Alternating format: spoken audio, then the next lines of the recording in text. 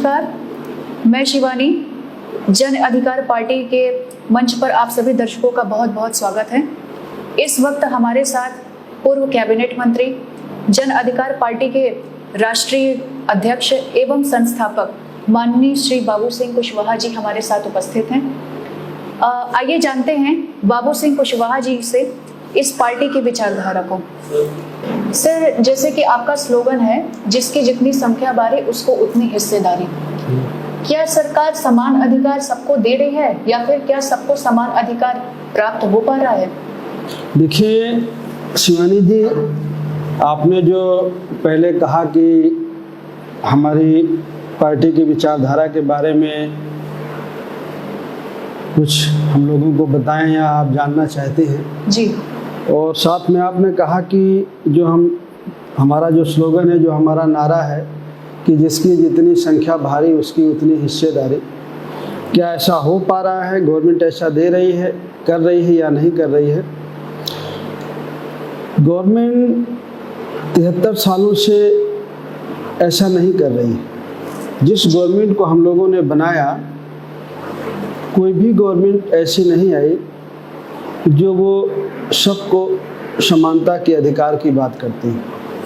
Weaker section के लिए, भलाई के लिए लोग बात तो करते हैं। जी, कांग्रेस थी तो उसने कहा कि हम गरीबों के लिए काम करेंगे, दलितों के लिए काम करेंगे। पिछड़ों का नाम तो कभी कांग्रेस की लिस्ट में था नहीं, लेकिन अनुसूचित जाति के लोगों का, दलित समाज के लोगों का था।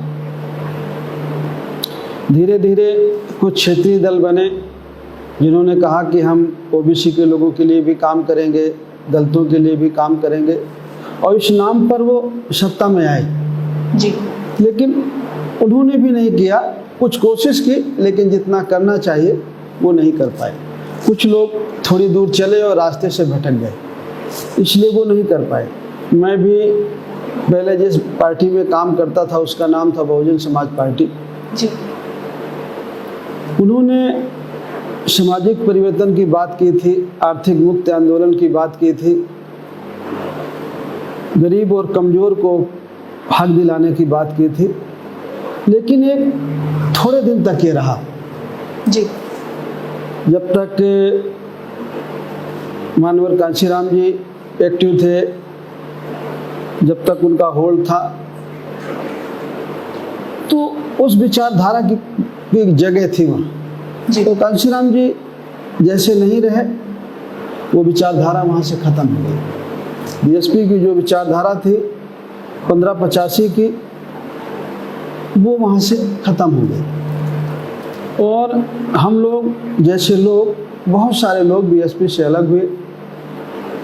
कुछ लोग दूसरे दलों में चले गए, कुछ लोग थक कर के बैठ गए, कुछ हमारे जैसे लोग आज भी शुरू किए हैं। और हम लोगों ने उसी विचारधारा के साथ कि जो ये देश का गरीब है, कमज़ोर है, जिसको आज़ादी के 73 साल भी जिसको हक नहीं मिला, हिस्सा नहीं मिला, और ये हक हिस्सा देना उनका काम है जिनको हम वोट दे करके, जिता करके विधानसभा और लोकसभा में भेजते हैं।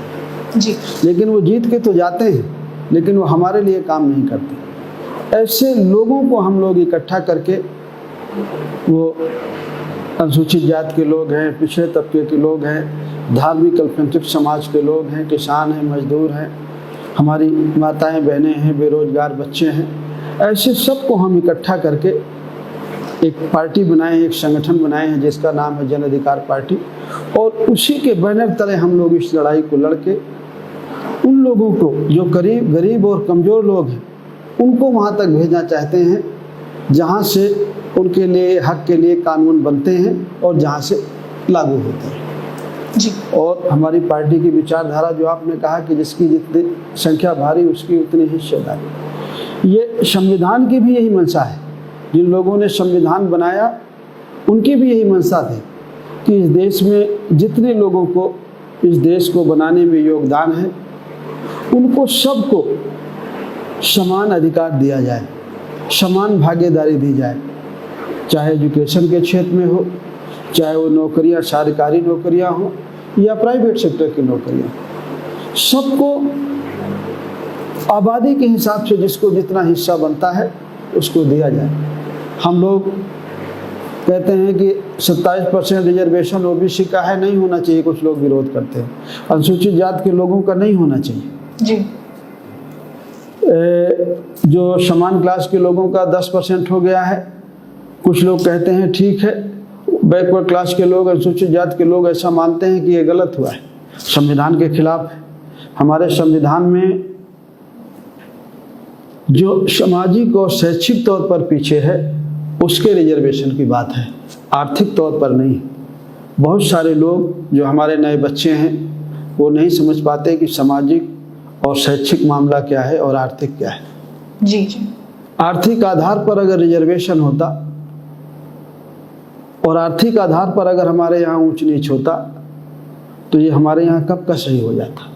हमारे यहाँ आर्थिक आधार पर ऊंच नीच नहीं है। हमारे देश में कुछ लोगों को जाति के आधार पर पीछे किया गया है और कुछ लोगों को जाति के आधार पर आगे किया गया है। कुछ लोगों को जाति के आधार पर इज्जत है जी, और कुछ लोगों को जाति के आधार पर अपमान है जी। इसलिए जो हमारे लोगों ने संविधान बनाया, हमारे महापुरुषों ने, बाबा साहब अम्बेडकर ने और बहुत सारे लोगों ने मिलकर के, उनकी ऐसी मंशा थी कि इस देश में जिनको हजारों साल से जाति के आधार पर पीछे किया गया है, जाति के आधार पर अपमानित किया गया है और कुछ लोगों को जाति के आधार पर ऊंचा कहा गया है, ऐसे सब लोगों को एक साथ एक जगह खड़े हो सके, सबको एक सम्मान जीने का मौका मिले इज्जत के साथ, इसके लिए उन्होंने रिजर्वेशन की व्यवस्था की कि जिन लोगों को पढ़ने का अधिकार नहीं था इस देश में पहले, जिन लोगों को धन दौलत रखने का अधिकार नहीं था, उन लोगों को रिजर्वेशन की व्यवस्था की जी। इसीलिए खास करके बीकर सेक्शन में अनुसूचित जाति को, और बाद में संविधान में व्यवस्था थी कि समय समय पर जो सरकारें बनेगी पिछड़े तबकों का सर्वे करेगी और उनको भी बाकी लोगों की बराबरी में लाने के लिए उनको भी रिजर्वेशन दिया जाएगा। आर्थिक आधार पर तो ये असंवैधानिक जी। उनकी गवर्नमेंट आई, उन्होंने अपना कर लिया, गवर्नमेंट को अधिकार है, वो कुछ भी कर सकती है, लेकिन हम चाहते हैं कि आप किसी को मत दो रिजर्वेशन जी। अगर 100 रोटियां हैं और 100 लोग हैं तो सबको एक एक दे दो। बिल्कुल। जिसकी जितनी आबादी, उस आबादी के हिसाब से एक एक सबको दे दो, जिसका जितना हिस्सा उसको दे दो रिजर्वेशन। 100 को 100% में बांट दो जी। किसी को मत दो, सबको बराबर से दे दो जिसका जितना हिस्सा। तो ये नारा कोई खाली नारा नहीं है, ये यथार्थ है। जो शासक वर्ग है उसे करना चाहिए, और अगर वो नहीं करता है तो हम जो जिनकी ज़रूरत है उन लोगों को हम जागरूक कर रहे हैं कि आपको अगर अपना हिस्सा लेना है तो आपको वहाँ पहुँचना पड़ेगा जहाँ से आपका हिस्सा लिया जाता है और छीना जाता है, और वो है आपकी विधानसभा और लोकसभा। उसके लिए हम लोगों को जागरूक कर रहे हैं। इसीलिए हम लोगों ने अपने भाइयों की ज़रूरत को देख करके, पिछड़े और दलित और अक़लियत की ज़रूरत को देख करके हम लोगों ने जन अधिकार पार्टी बनाई, और उसी के बैनर के तरह हम लोग इस लड़ाई को लड़ रहे हैं। और हमें खुशी है कि बहुत सारे लोग, बहुत सारे साथी आज हमारे साथ चल रहे हैं। बिल्कुल सर।